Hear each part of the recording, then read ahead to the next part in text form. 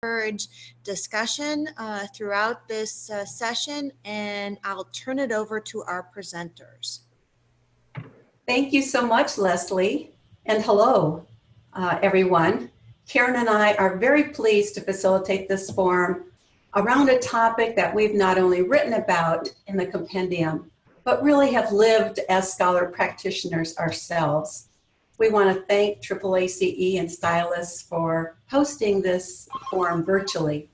It's our goal in this session to foster a dialogue around community-engaged action research. We want to raise as well as respond to some of your questions and have a conversation about this topic. Although action research and community-based research and their variants such as participation action research or community-based participatory research are long and well-used methodologies, the integration of them is particularly timely and needed now given our dynamic characteristics of it helps individual, group, and organizational capacity building and empowerment while generating tested, field-based new knowledge. And it's this methodology that advances both community engagement and scholarship that we've written about and are excited about. So in this forum, we want to overview for all of us just 3 points. What is action research? What is community engagement? Then how they come together as community engaged action research by featuring community engaged AR dissertations.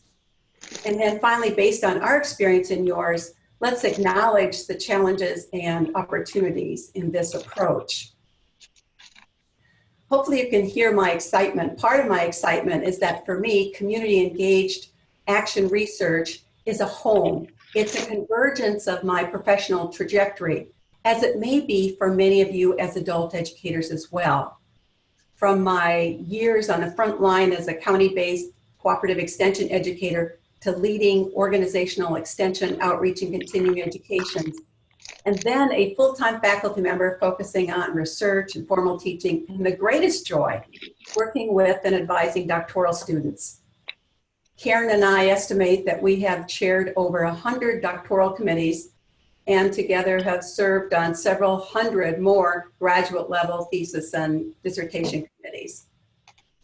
So my colleague and collaborator in many ways, and one of the great writers on action technologies, Professor Karen Watkins now will tell you a bit more about how she came to this topic, and then she will go on to describe AR today. Karen? Thank you, Laura Lee. Well, what a journey it has been, I have to say. I started out in faculty and organizational development, and action research has been core to all of that work. And from there, I've done a lot of work with action research and action science and action learning, and thinking about how these, what we call action technologies, can be used to create cultures of learning in organizations and systems. So I've had a long history with worrying and thinking about action research and why it is such a powerful modality for bringing about change in systems. For us, I think the opportunity to share with you today our work is great because we love it. I mean, we've been so excited about it. We write about it, we think about it. We are talking about doing a book on it, and so it's just something that is really important to us. And so I'm delighted to be able to be with you today in this webinar. And so the background on action research that I'd like to share with you is brief, but basically I want you to know that it really started with Kurt Lewin. Kurt Lewin is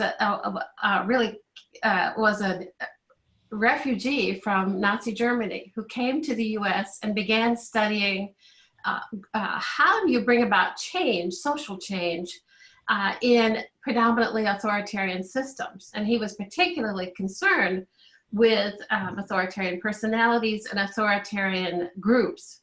And so he came up with this notion that research has to change, that we can't engage in the same kinds of research if what we want to do is to bring about social change. And so he coined the term action research to say that research has to serve action in a change initiative. And so at the hallmark of all of the action technologies that we work with is this notion of a kind of evolving democratic inquiry where groups of people apply behavioral science knowledge to solve real problems. And they are often, whether it's in an organization or a community, they're often messy problems, not easy problems to solve that require serious attention by a group of interested stakeholders. And so that group of people has to come together and think and learn and actually change themselves in order to figure out how to solve these complex problems. So the action research process is not only an inquiry process, but it's also one that is simultaneously concerned with both changing systems and changing people who are involved in it. And at the same time, we hope to be able to bring about some kind of knowledge that can add to the knowledge base in our field. So perhaps we learn more about changing. Action research is also characterized by cycles. So it occurs in iterative cycles of research and action. And that's terribly important because in traditional research, we go off and do one thing, right? Or even in intervention, we do one thing and we hope it will solve the original problem. But in Lewin's case, what he said is that first you go out and you do reconnaissance, right? You go out and try to get data on the problem that you want to solve. Well, that, by the way, is incredibly different than many intervention approaches. People start here with evidence to prove that the problem is what you thought it was. Often the first cycle then in action research is a data cycle looking to provide evidence on whether or not you've defined the problem correctly. And we find that most of the time we have not. So we have to redefine the problem, take action, collect data again to see did that work, and then take action again if it did not. So it's really important to think of this as not only iterative, but a collaborative process that is not the work of a solo researcher in a lab, but rather a group of stakeholders attempting to make change in organizations or communities. Change is therefore the explicit focus. It is about producing what Ardress and others call actionable knowledge. In other words, it's knowledge that's useful for action. So we think a lot in action science and in action research about how do we create information, or what information do we need to bring to a system that they can translate into what they need to do next. And so it is knowledge for action that we're concerned about in action research. The second thing that we're concerned about is building capacity. At the individual level, we seek to help people learn new leadership skills, to begin to understand how to make change in systems, and to increase their own research capabilities.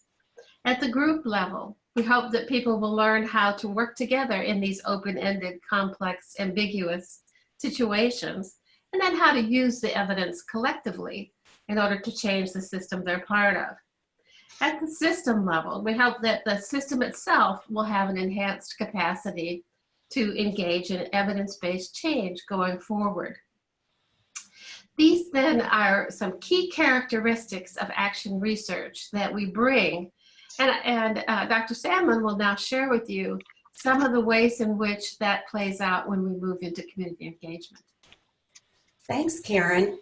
So as Karen was talking about action research, another type of action technology is community engaged scholarship. And it's based on the principles of community engagement and the civic and community engagement movement. So many of you may be working within this general realm of community engagement, which is now what we call even a field. And I'd like to put a shameless plug in for another Stylus publication, which will be released this winter, called Building the Field of Higher Education Engagement foundational ideas and future directions, which I edit with Dr. Diane Jones. It's a collection of seminal works of top thinkers and scholars for the last 20 years, providing that retrospective view of community engagement, and then essays by next generation scholar practitioners providing a prospective view for the next 5, 10, 15 years. So what has evolved is really a common understanding of community engagement. For its community engagement classification, so your institutions could apply to be a community engaged institution by the Carnegie Foundation for the Advancement of Teaching. For the purposes of this classification, the process of community engagement has been defined, as you see on the screen. This definition is now considered the gold standard definition internationally. So that's why I wanted to highlight it. Community engagement is the collaboration between institutions of higher education and their larger communities. People always say, what do we mean by community? Not only about local communities, but regional, state, national, global. And as we talk about community engaged action research, we find that it is communities can be organizations or communities of interest, but it's the collaboration between institutions of higher education and their actors and the local communities for mutually beneficial exchange of knowledge and resources in the context of partnership and reciprocity. That's the process of community engagement. The purpose of community engagement is further defined as a partnership. So we talked about partnership, a partnership of college and university knowledge and resources with those of the public and private sectors. To what end? We always ask ourselves, to enrich scholarship, research, and creative activities, to enhance curriculum, so teaching and learning, prepare educated, engaged citizens, to strengthen democratic values and civic responsibility, address societal issues, and fundamentally to contribute to this public good. So those are both the purpose and the process of community engagement as defined by the Carnegie Foundation for the Advancement of Teaching. Now, inherent in this definition are the tenets or principles of community engagement. They said collaboration and partnership, which you will note Karen talked about in action research. But here we're also talking about mutuality and reciprocity. Reciprocity is really what defines and distinguishes community engagement. It defines that relationship between those of us in the university and communities, colleges and universities, and those outside our entities. And it's the relationships that are grounded then in these values of mutual respect, shared authority, and the co-creation of goals and the outcome. So the co-creation of knowledge, and there's that flow of information and knowledge and benefits in both directions. This really acknowledges Indigenous knowledge. So it's not doing work just in or for a community, but the tenet is that you're doing it with. And so community engaged scholarship then is that collaborative inquiry between academics and practitioners or community members to co-create knowledge through mutually beneficial, reciprocal partnerships in a practice that our research has shown, as those of you who are faculty members and if you're doing this work, or if you're dissertators, again, doing community engaged action research, you will find it typically involves the integration of some teaching, research, or inquiry, as well as service, bringing people together. So speaking of bringing people together, let's bring these constructs together then. Action research and community engagement. So we have community engaged action research. Karen? It uses these, so think of it then as we're using both methods simultaneously. We use the action research methods that are really, these are very consistent with adult education and the way in which we do knowledge creation, and at the same time, community empowerment. all of it in order to generate actionable knowledge at individual, community, and organizational levels. So how does it come together in practice? We give you an example. So one student that we have is doing work looking at how to build an engaged campus. They had been an engaged campus, and with lots of reorganizations and changes, they had to kind of bow out of some of the work that they had done. And so she has gone about trying to look at how could they now diagnose the situation that they're currently in. And so she has done focus groups with campus members and community members, trying to talk about engagement and the identity actually of the campus as an engaged campus with stakeholders. And of course, not surprisingly, she's found that they don't have that identity presently. And they've in fact lost it. And in fact, one community member said, "What campus?" so they were clearly in need of work. And so working with faculty members and community partners, they have developed a number of service learning initiatives and projects that they hope to implement over the next year or so. And so what they will be doing from an action research standpoint is meeting as a group, talking about the initiative, sharing what they're learning as they do it, and together trying to build effective partnerships that will, in fact, potentially change the identity of the campus. And of course, in action research, one of the things that we look for in evaluation is, did we solve the problem? So in this case, does the identity of the college change? So this project and many others that we've engaged in bring together the focus on community engagement with the process of action research. We have a couple of our former students who are going to share with you some of what they've done. Leslie tells me that they're static. I'm actually not hearing static. So I hope that those of you that were muted well enough that's overcome. So the first person, I'm go ahead. Concerned, yeah. I think that we can hear it on our end. I'm just trying to make sure. You both cannot hear it? No. Okay, and Chris and I can hear it, and we've muted everyone else. So I'm just a little concerned with the clarity. So let's just make sure that perhaps when one or both of you are speaking, that you mute just in case. So if Karen's speaking, Laura-Lee, will you mute? And do you have a backup Wi-Fi? Do you have a landline at all, Laura-Lee? Okay. All right, let's go. Let's see what happens next. Okay, thank you, Leslie.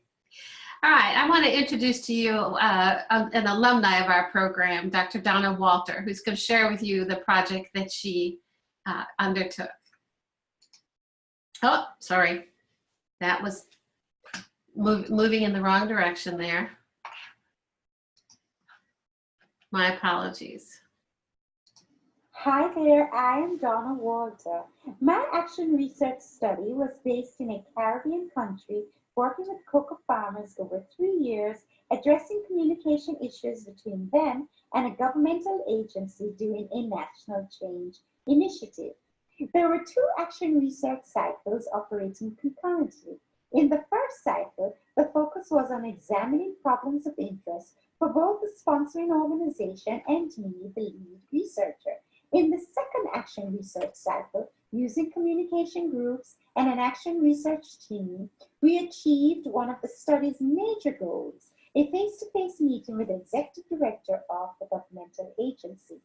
Farmers indicated having the agency's leadership meet with them face-to-face, listening with respect and engaging in discussions about the change process, signaled hearing farmers' voices.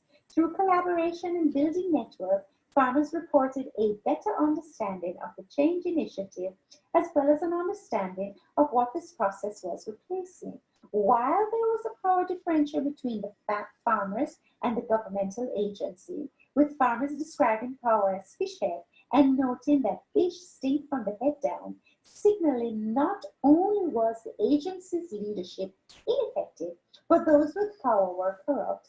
Farmers significantly addressed this power differential by using collective action, leveraging public opinion, and a leadership team.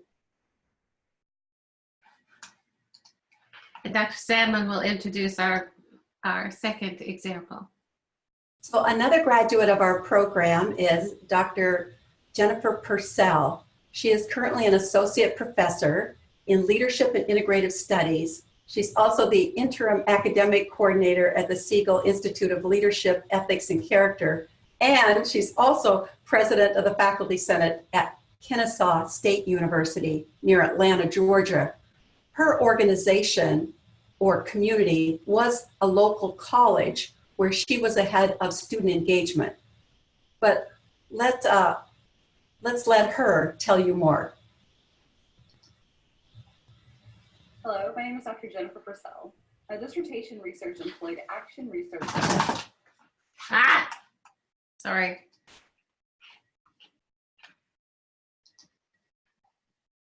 Hello, my name is Dr. Jennifer Purcell. My dissertation research employed action research methodology. For 3 years, I partnered with a college to advance their commitment to campus community partnerships. My research engaged a team of faculty and staff who were already engaged with this good work and wanted to institutionalize practices for the benefit of students and their community. But not without the occasional challenge, we led a collaborative bottom-up and top-down effort to develop infrastructure, including positions, policies, and procedures to advance community engagement at the college. The work resulted in the creation of a new office to support these community engagement efforts and provided research and leadership development opportunities for my partners within the college. The experience was also transformative for me in that I refined an existing skill set and adopted new ways of engaging myriad stakeholders at various levels within and external to the organization throughout the change process. Without question, the lessons learned have guided my work in practice and research for the last 7 years. We are pleased to be able to feature these two graduates of our program. Both of them, what you hear are the highlights, and we only gave them 60 to 90 seconds to talk about a multi-year project. But each of them had numerous challenges and opportunities as they created the type of change and knowledge that you heard them speak about. But we'd like to also hear from you now in terms of some of the challenges or opportunities that you think about as you read our chapter in the compendium or as you've gone about your own work. What specific applications or suggestions for your work occurred as you are considering community engaged action research? So you can either speak up through the Zoom, or you can certainly send us a message on chat. And I've gone ahead and unmuted everyone, so if you want to go ahead and speak, unless you've muted yourself again.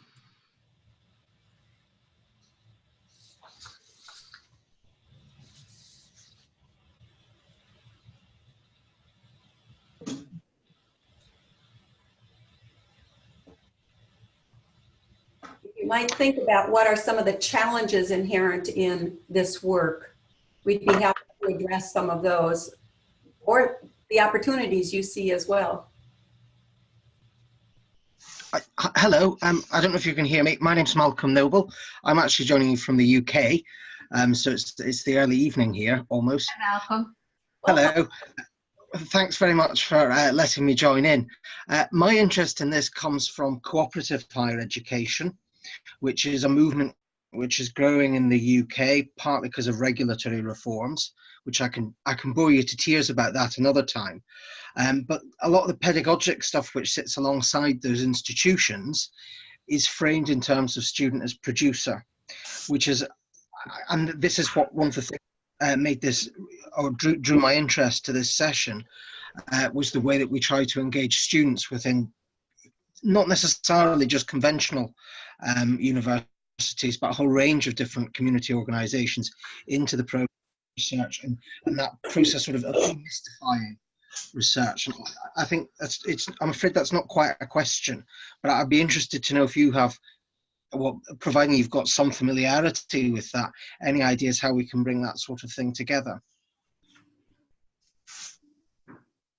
Are you saying that the student involvement is done co-curricularly or outside the curriculum of the program that you're involved with? Well, it can actually sort of be both. It's something which you can use within a fairly ordinary classroom in terms of teaching a broad range of courses, but it can also have these more unusual institutional formations outside the classroom, if you like. Well, we have a lot of what we call service learning going on. And we always stress that it's not so much service to an outside organization, but we focus on the learning. So it is connected to the content and the curriculum that's being taught. But that seems to be very widespread now in higher education. So that's a combination of, so it's not a form of volunteerism. We're talking about knowledge, and some of that can be co-created types of inquiry as well as a part of that. What I found so interesting in the work that we've been doing is bringing this kind of work that you've been talking about into for example, we've talked about into the dissertation. So it's even beyond just a course application, but into the dissertation, which I think has been a major breakthrough for us. Does that respond a little bit to how these come together? Yeah, it does. I mean, it's really, it's absolutely fascinating. Have you found, or your students found, difficulties over who owns the knowledges which are being? Oh, yes. Not only our students, but us as faculty too, if we're engaged in community engaged work, I think who owns the data, particularly if you're working in an organization, that there may be proprietary information. So that's one issue. Who owns that data? Secondly, who can write off that data and share that data are also concerns and areas of, do you need to have an IRB? And what does an IRB look like, or review board approval? And who provides that? These are all, when you do community-based research or organization-based research, yes, they're very key challenges. And we have some people who are faculty members and are interested in doing formal publication off this work for purposes of promotion and tenure. And that's why I say in all these partnerships that those kinds of things need to be negotiated up front. So it's very clear to the partners who owns what, or in what ways do you share and what do you share. Karen, you may have some additional observations, comments. I just second it. I think the language of cooperative relationships is interesting because, that we cooperate with one another. It's not, I think we go a step further and go collaborative, that this is a sort of a mutual, it has to be mutually beneficial. Often a project can come from the community. It can be a problem that others have that somebody is willing to work on in their dissertation, and that I think generates more ownership of the work. That's very helpful. Can I throw a different spin onto that? Sure. To help out, that might touch that, Malcolm. The group I've been working with in private colleges over the last decade or so, students in those programs, undergraduates anyway, are required to put in anywhere from 15 to 30 hours of community engagement per semester. And it has to be tracked, and it is required for graduation.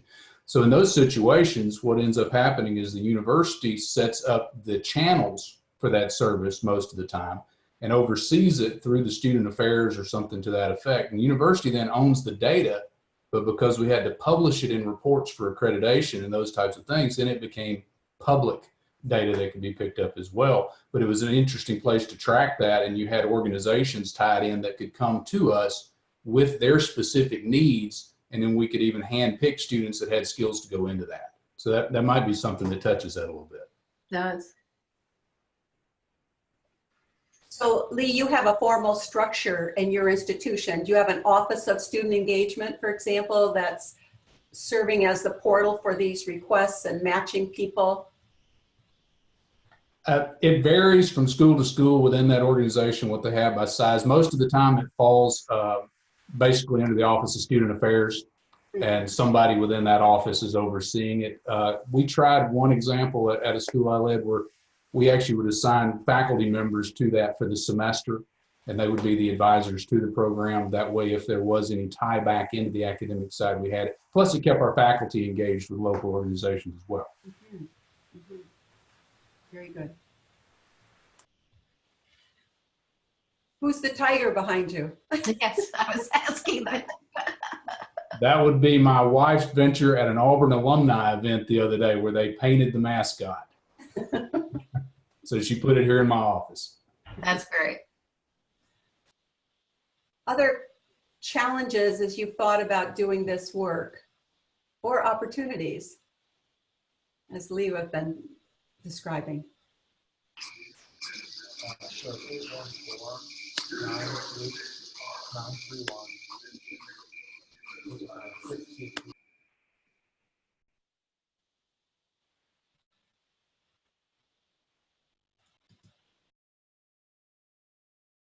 Well, I'm very Well, I've had one, Dr. Watkinson, Dr. Sandman. I've had trouble explaining it to my colleagues within the school you know what? and having them understand rather than it being qualitative or quantitative method. They don't seem to understand. Can you help me with that? Actually, we just had our faculty does retreats on this work on a regular basis. And one of our retreat topics last week was looking at that very question. And we're quite convinced that action research is a research approach. And so as a research approach, that's sort of a macro notion, that's a way in which the research will occur, but within it, I may use both qualitative and quantitative methods. So think in terms of tools, a survey can be quantitative or qualitative. An interview can be quantitative or qualitative. So how I use it, in this case, I'm constantly using it in the service of the action research. So action research is the overarching approach. So it is equivalent to qualitative, quantitative, action research, and experimental, for instance, as another research approach. So it's an approach to doing research that draws on, it can draw on any kind of method that serves the action research goal. In addition to that, which I think is very important, that it's the approach of which you can use other methodologies like qualitative and quantitative, is in describing it to other people, oftentimes I use the criteria for quality scholarship. So there's Glassick et al. And others have 6 characteristics of quality scholarship. And I've done a lot of work in review and promotion and tenure of engaged scholars as a peer reviewer. And if you go through are there clear goals, are there appropriate methods, and so forth and so on, that if you go back to that, what is quality scholarship, and show that community engaged scholarship or action research approach to inquiry meets those criteria. I like that. And again, if you want more information about that, I'd be happy to share with you the National Review Board for the Scholarship of Engagement they took Glassick's work, and then we added additional questions that are applicable to evaluating a dossier or in community engaged action research work vis-a-vis the criteria for quality scholarship. So we said, okay, here's what it means writ large for scholarship, but what does it mean within the context of community engaged scholarship? And what I find is that's where you have to meet our colleagues in the university, where what they think is traditional scholarship, and then help them see that this is a form of legitimate scholarship and it counts. And then the onus is on us as faculty, as engaged scholars, to make our case of this kind of work as quality scholarship, and then provide the evidence or the documentation for that. Yeah, I would just add that we also in our work have read a lot on the Carnegie work, the professional doctorate, as well as the work in the in the United Kingdom on the professional doctorate. And so what is doctorateness, as they say in the UK? And I think that it is all about the quality of the scholarship, but also the fact that we're training some professionals. I wanted to speak to the question that Brewer asked of we had examples of communities or groups that were perhaps less appreciative of the research part of the process. And I would say absolutely. And I mean, one of I guess the slogan of our work is that we are creating leaders of change through action research. And part of leading change is that you have to educate your partners, and they need to understand where the research fits. And to the extent that you provide good evidence to help them really understand the type of intervention that's needed, often they will accept it. This is a different kind of research than again, it's not the solo person in the lab off doing something on their own. This is done in concert with the community and with our partners, so that they have go or no go say over whether you can collect that data or not. So I think it's two things. One is we have to educate them of why it's important, and second, we have to collect evidence that they can actually value. So and believe that it would truly make a difference. I could totally concur with Dr. Watkins. So often community members feel that they've been used by researchers, that they've been subjects. Right. Well, entire communities feel this way.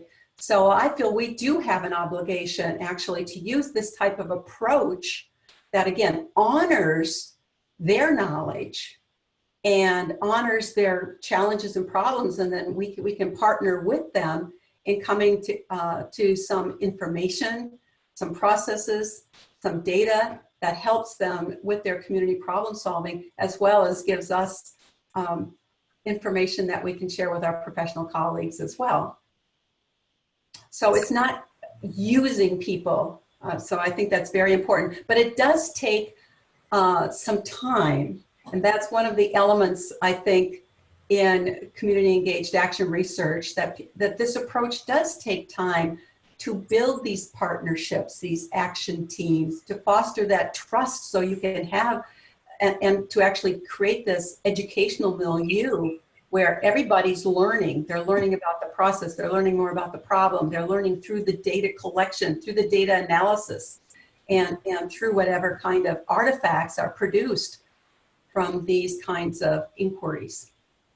So it's not an expeditious process of change, actually. I mean, that's one of kind of the caveats if you talk to your doctoral students, is that it's a different time frame. But we have been successful in our EDD program, that our students go through we start them very early in their cohort program to identify their site, getting permission from their major stakeholders, putting together this action research team, and so forth. So it's not done after the coursework, it's done concurrent with the coursework. So this process can be done in a reasonable amount of time. Karen, what do we say now is about the average length of time for students going through the EDD program that produces this action research dissertation? Somewhere between 3.5 and 4 years is with many taking longer. So, but 4 years, it would probably be average. we featured Donna Walters, and one of the beautiful things about Donna Walters is her persistence, where she started in one site and just couldn't get that kind of collaborative buy-in that was necessary for this approach. And so then she undertook the project that you heard her speak about in Jamaica. Other questions? Where do you see this fitting? You're using it in an EDD program. Are you seeing this beginning to carry over into PhD stuff? I have a professional doctorate in a different field, and we did a unstructured version of this. Okay, it was very problem solving oriented, and I found that a lot of institutions don't respect that at all. That's why I'm back in a PhD program on top of it. But are you seeing this action focus coming over into your PhD world just a little bit there? What would it take to get it there? Yeah, actually, we have a student right now that is thinking of kind of a quasi-experimental design that in fact she will undertake an intervention and do some preliminary data collection and then data collection after. But I think we frame it a little differently. And she is not working with a group of stakeholders or anything like that. She's actually doing an instructional intervention. So I think for the most part, we have not used action research in the PhD program. And we have, our hope for most of our PhD students is that they'll go on as faculty in research intensive universities. And so for that, we think they need a core of research skills that is much greater. In the action research program, we teach 3 courses in action research and 2 in applied research methods. So they are not getting the depth in terms of qualitative and quantitative methods and experimental methods that a student might get in the PhD, for one. So we have not done that. Not that we don't promote leadership in action. They do some of that. So I think that's one piece of it. And I think the other is that I would have to tell you that a number of our EDD students have ended up in faculty roles. They have not been in research intensive institutions for the most part. They've been in state institutions. But you saw that in fact with Dr. Purcell. So the EDD can lead to a faculty job, but it's less likely to lead to one in the kinds of institutions that our PhD students are headed toward. We have had a number of PhD students study engagement. So we call that the scholarship on or about engagement. So I've had a learning community of many graduate students who have been exploring the boundary spanning role of people that are undertaking engagement. And so we had a conceptual framework, and they developed survey instruments and have looked in different contexts and so forth. So there's a really robust literature around engagement because of many of these dissertations that have been studies about or on community engagement. And you can see that in her example that they still have to add to the body of knowledge in perhaps a different way. And so I think that the goal in the EDD is the professional knowledge, the scholar practitioner, and they have to do a dissemination document, preferably to a practitioner or scholar practitioner journal, whereas in the PhD they have to publish or at least attempt to publish a referee journal article in a research journal. So we have clearly differentiated these 2 degrees.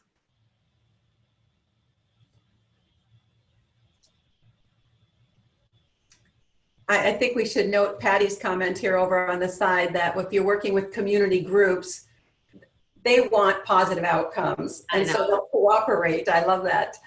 They'll cooperate so that they can get that. Many times they want data, for example, for grants that they're proposing or that or processes that they are undergoing and so forth. So they want, I would agree with her that they want outcomes, whatever they are. And they'll cooperate, but they really don't care about the academic data or what we do with it. Many times, for example, they may want a policy piece or media release about it. So again, I like to have all those things while they emerge as the process goes on, since this is such, as Dr. Watkins talked about, such an emergent process that undergoes several cycles, that some of these different products, it's not everything can be negotiated up front, but they certainly do emerge as different, as I call them, artifacts or products at the end. Other questions?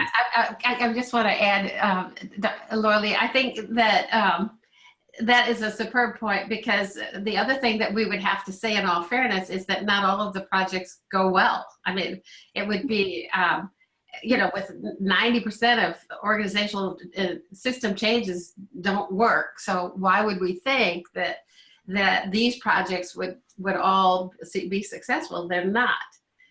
But in fact, because of the process that we use, we learn often as much from failures as we do from things that work.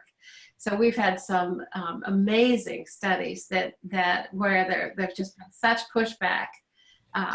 You know, in some ways, even Dr. Purcell's study had a lot of pushback, and certainly you already heard the example with Dr. Walter. So you know, the secret, I think, for us is that how you reflect and analyze on what happened is what makes a quality dissertation. That the scholarship is in the depths of your analysis of the change and and what happened. So without that, you know, it just isn't fair to expect a doctoral student to have a successful outcome when organizations don't have that. Very often changes just, you know, falter. So yeah, we don't always have positive outcomes, but we have outcomes, and we can analyze what happened. And I want to amplify what you talked about in terms of the analysis. I mean, we really demand rigorous analysis. So there's nothing shortchanged in that process. And that's so, so important that people, so our students or communities, you know, have confidence and trust that the data that's been collected and the analysis that's been done as well. There is a Journal of Higher Education Outreach and Engagement, which I happen to be privileged to edit during a period of time, that has a lot of published works on this topic. So if you're interested in further resources, that's the Journal of Higher Education Outreach and Engagement. And so there are many, as I said, there's reflective essays, but there's research studies there, just all on community engaged scholarship in many different disciplines. And it's a global international journal. So that's a resource that you can tap into as well to look at other examples of this work. And as this field and this approach continues both in theory and practice.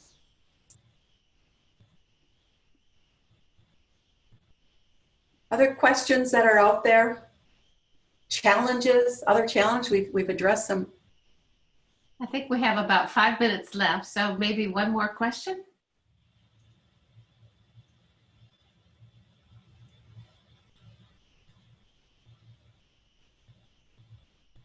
Well, the person is, here we go. Who typically initiates the community engagement action research?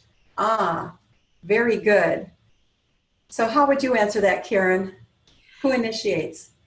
Well, you can speak from community engagement, but in terms of the work that we've done, often it is because the student is in the program, and that so it'll be the student in their community.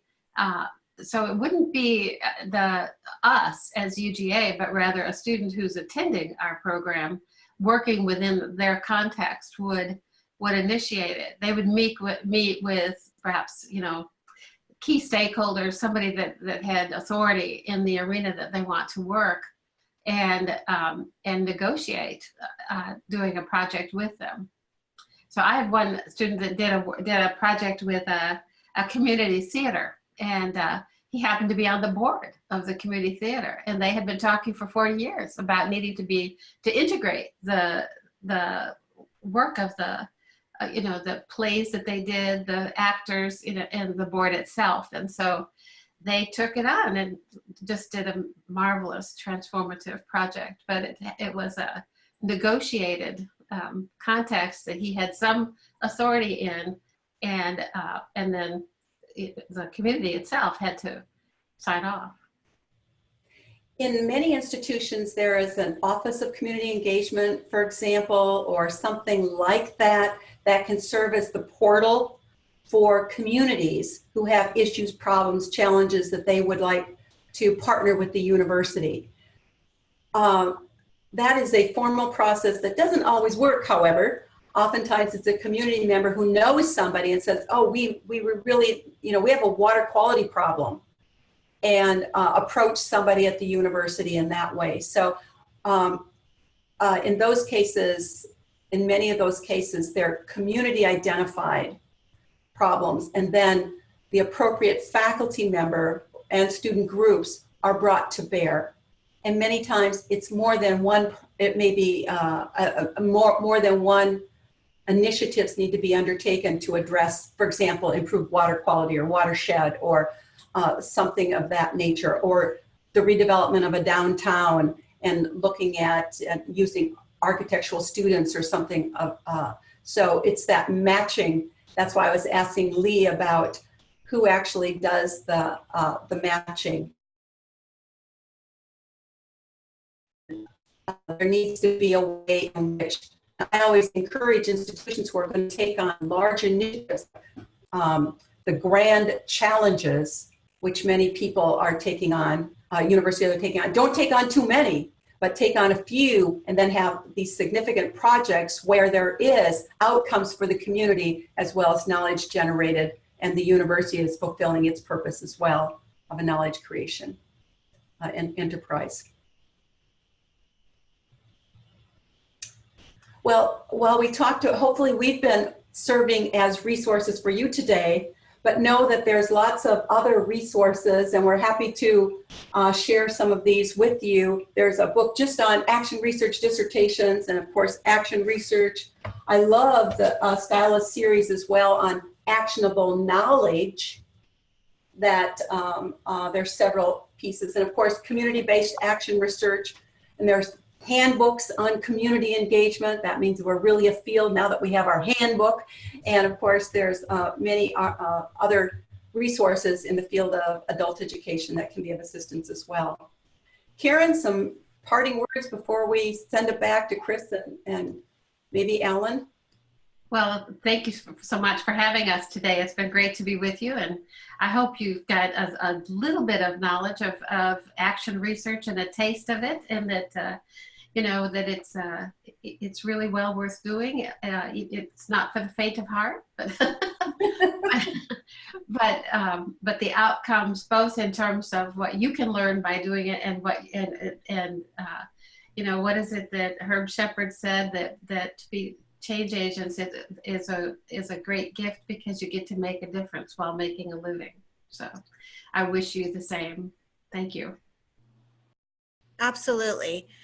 Thank you so much, Dr. Watkins and Dr. Sandman. We are so grateful and learned so much during this presentation, and are excited by your enthusiasm and by your students and their success. So if we have any follow-up questions, you can go ahead and send those to us at AAACE, and we'll put you in contact with our authors. But again, this is a recording that will be posted at the AAACE website. It can be archived at a later date for review.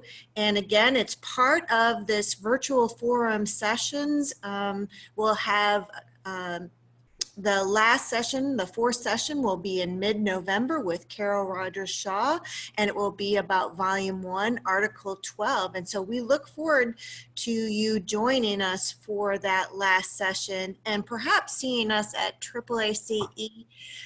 I'm not going to say where it is because it's in Myrtle Beach, which we hope will be just fine. But again, thank you to our expert presenters. We couldn't do it without you and leaders in the field. Thank you for joining us.